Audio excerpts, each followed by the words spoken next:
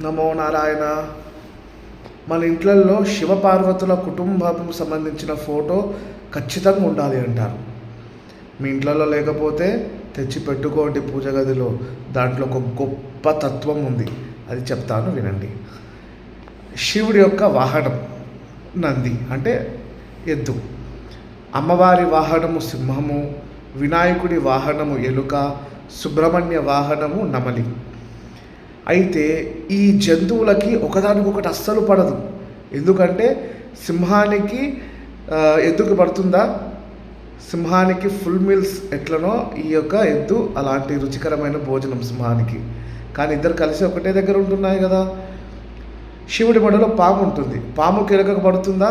పడదు. వాటికి జాతి వైరం ఉంది, అది పాముకి ఫేవరెట్ ఫుడ్ అదే కదా. మళ్ళీ సుబ్రహ్మణ్యుడి వాహనమైనటువంటి నెమలికి పాము పడుతుందా? అది మీల్స్ దానికి.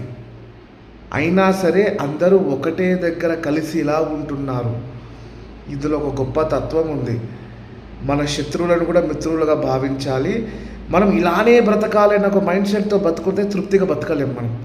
నేను ఇట్లనే బ్రతకాలనుకుంటున్నాను అంటే తానొక్కటి తెలుస్తే దైవం మరొకటి తెలుస్తుందనే విధంగా మనకి ఏమైనా జరగవచ్చును, ఎలాంటి ఆలోచనలైనా రావచ్చును, మనం అనుకున్నట్టు మనం బ్రతకపోవచ్చును అని అసంతృప్తితో బ్రతకకుండా తృప్తికరంగా బ్రతకాలి. మనసులో పరమశివుణ్ణి పెట్టుకొని చూడండి, ఎంతటి జాతి వైరం ఉన్నటువంటి వారు కూడా ఒక దగ్గర కలిసి ఏ విధంగా ఉన్నారో అలా మనం కూడా మంచిగా మన సమాజంలో కలిసిపోయి ఆనందంగా ఉంటాము. దానివల్ల నీకు తృప్తికరమైనటువంటి జీవితము లభిస్తుంది. అదేవిధంగా ఆ పరమశివుడి యొక్క దివ్య ఆశీర్వాదము కూడా లభిస్తుంది. కాబట్టి అందరూ మన జీవితంలో ఇలానే బ్రతకాలని పెట్టుకోకుండా మంచిగా ఆనందముగా నలుగురు కోసం బ్రతుకుతూ అందులో నీ యొక్క తృప్తికరమైనటువంటి జీవితాన్ని తెలుసుకొని బ్రతుకుతూ ఉండాలని కోరుతూ శుభం.